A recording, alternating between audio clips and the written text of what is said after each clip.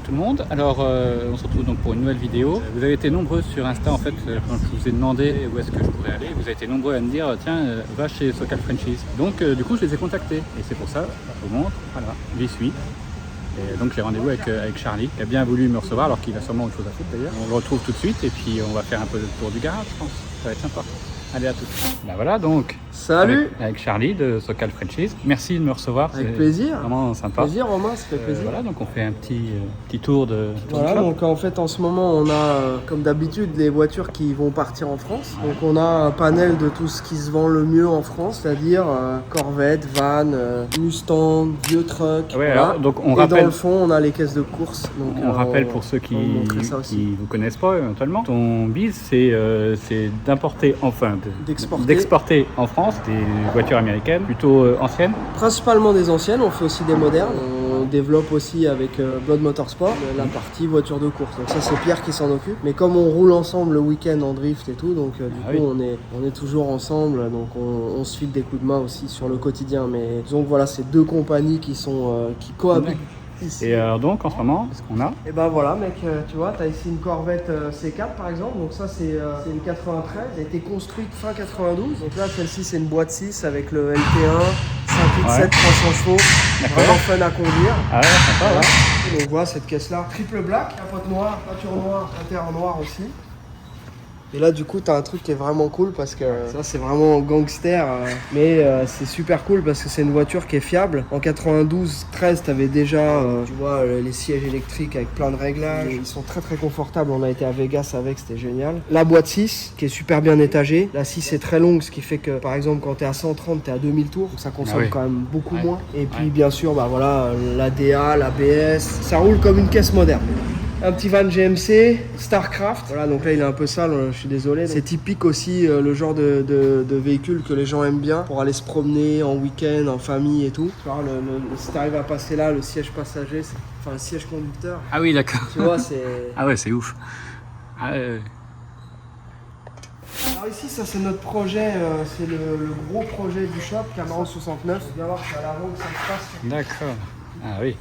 Donc là, il y a un 427 sur base de small block. C'est un 7 litres qui fait 540 chevaux. Avec, tu vois, tu as les suspensions avec les triangles tubulaires. À l'arrière, tu as des combinés filetés. Là, on est en train de faire une ligne d'échappement sur mesure. Ça va être vraiment un resto mode. Donc, une caisse qui a le look ancien, mais avec des suspensions plus modernes, des gros freins Willwood, triés 6 pistons à l'avant, 4 pistons à l'arrière. Tout est neuf. Ça c'est vraiment la très grosse restauration. La clim moderne, le kit serpentine qui remplace le système de courroie d'époque. Ça c'est les toutes premières Mustang qui sont sorties des chaînes de production. Donc c'est vraiment les toutes premières Mustang en version cabriolet. Le joli intérieur crème, Ouais. capote électrique déjà en 1964. Ah ouais, c'est... Voilà, après ici t'en as une autre. Pareil, c'est une. Alors celle-ci c'est une Côte D. Celle-ci donc elle a le 2,89. Donc pareil 64,5. Cabriolet aussi. Et on a eu une idée approximative du prix? Les prix, ouais, bien sûr. Ces voitures-là, ça vaut.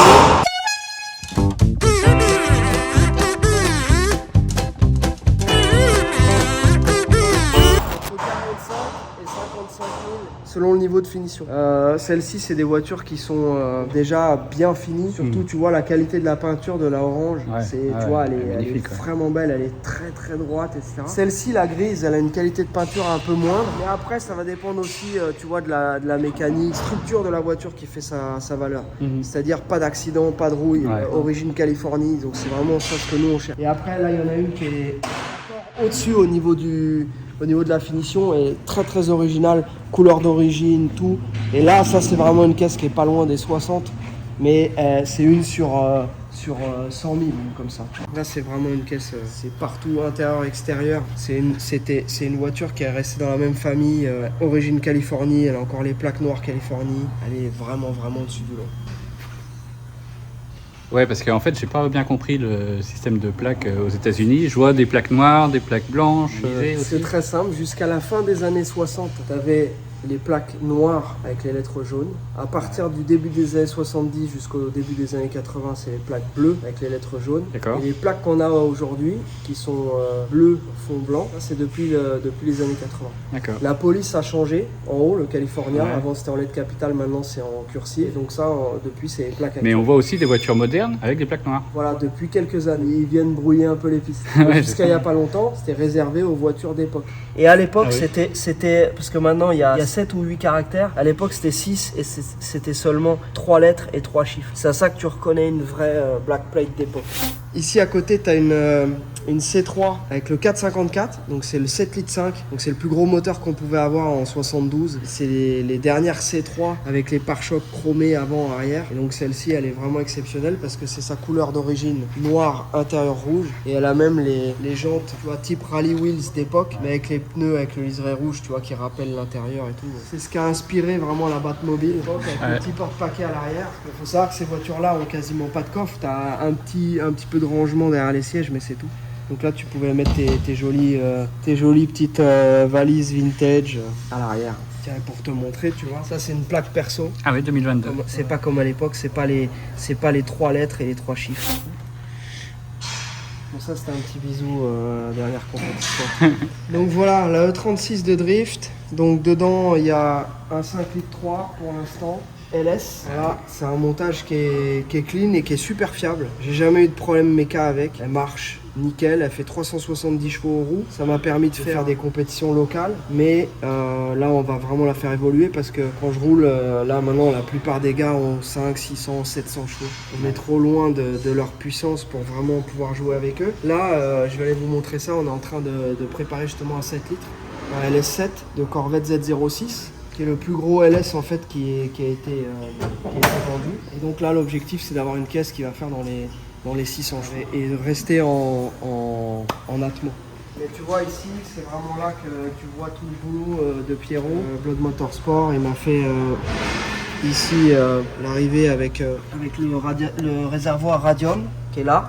Il a fait une crash bar et tu vois la batterie ici en porte-à-faux arrière, tu vois. Elle doit pas être très lourde parce que le 5 litres 3 en alu est plus léger que le 2 litres 5 d'origine, c'était une 325 IS. Ouais.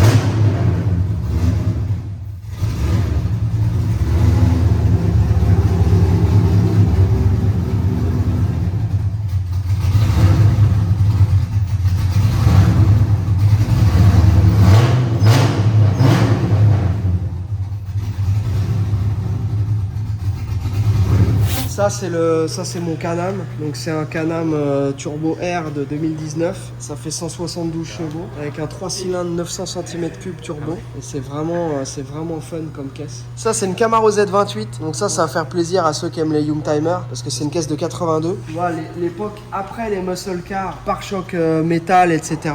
Là t'as vraiment une caisse, tu peux aller regarder l'intérieur. Elle est toute d'origine et elle est dans un état qui est incroyable. On avait fait un petit vlog dessus. Ouais, je l'ai vu. Tu l'as vu le vlog, ouais, voilà. Et la caisse, regarde, elle est encore plus belle que dans le vlog, quoi. Tu vois, c'est hallucinant, la qualité. Je vais te montrer sous le capot. Tu vas voir, c'est fou. C'est ça que je kiffe dans mon métier, c'est de trouver des caisses qui sont dans des états qui sont exceptionnels. On le montre en vidéo, mais je veux dire là, mets ton doigt, passe ton doigt sur les tourelles d'amortisseur, quoi. La caisse, elle est incroyable. Ouais, ça se voit, c'est neuf, quoi. Seul modif, c'est le gaz moderne pour la clim. Tout le reste, elle est toute d'origine. Elle n'a jamais été restaurée. Jamais repeinte, rien. Elle a 23 000 miles d'origine. C'est une caisse qui a genre même pas 40 000 km. Ouais. Ça c'est un vrai kiff. Après au-dessus une M336, donc ça c'est la caisse d'entraînement pour la formation de mon fils. Donc comme tu sais peut-être, moi j'ai fait 15 ans de cascade pro au show de cascade de Disney. Et donc là maintenant je suis en train de former mon fils au pilotage. Donc j'ai commencé à lui apprendre en tout terrain parce que c'est plus facile, on n'a pas besoin d'être sur la route et tout. Et puis après là on va commencer la glisse et tout ça avec ça. Et ici les M3, contrairement aux M3 françaises, malheureusement elles font que 240 chevaux. Voilà, c'est une 3 litres 2 mais qui fait que 240 chevaux. C'est pas un foudre de guerre mais c'est déjà très bien. Donc on est en pleine réflexion si on finit de la condamner ou si je sais pas. On est en train de voir. J'ai juste peur de l'abîmer parce que ça reste quand même une vraie M3, c'est une caisse de collection. Ouais. Ça m'embêterait de l'abîmer donc on va voir. Voilà. Donc le Pierrot, le Blood. J'ai pas le bras, c'est long. Et donc ça tu vois, alors si on reste dans les histoires de drift, voilà donc ce que je te disais tout à l'heure, donc le fameux 7 litres qui est là, c'était le moteur qui était dans la caisse de Pierrot quand il a acheté sa Camaro et malheureusement il l'a pris en gencive après la première sortie. Ah oui, exactement, il a manqué un morceau et puis tu vois la culasse. Mais bon ici contrairement en France ça leur fait pas peur du tout. Maintenant on est passé le fer usiné pour enlever la partie détruite. Et puis après on espère le mettre dans la 36. Voilà. Tu veux montrer ta voiture qui est bien tapée comme il faut, qui marche. Ah oui. Du feu de Dieu, la caisse elle fait un bruit de maboule.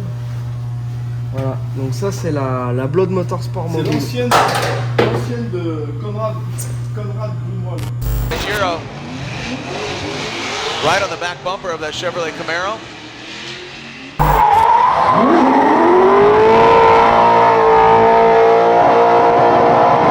C'était une caisse du FD en fait. Et maintenant, le numéro 69. Ouais, c'est pour mon département, c'est pas pour d'autres.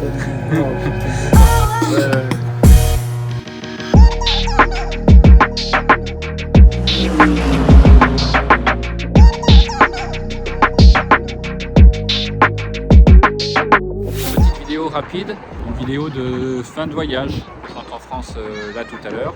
Non mais franchement c'était super. Enfin, j'ai essayé de filmer beaucoup de choses, mais tout seul c'est pas facile de tenir une caméra et de conduire par exemple en même temps. Ce que j'ai filmé, je sais pas encore tout de suite ce que ça va donner. J'espère que c'est pas mal et j'espère que ça vous a plu. Donc on a fait un peu le tour de San Francisco, on a vu Los Angeles. Je suis allé à Las Vegas, mais là je vais pas filmer parce que vous savez ce qu'on dit sur Las Vegas. Ce qui s'est passé à Vegas ne s'est jamais passé. Donc c'est pour ça il s'est rien passé à Vegas. Hein.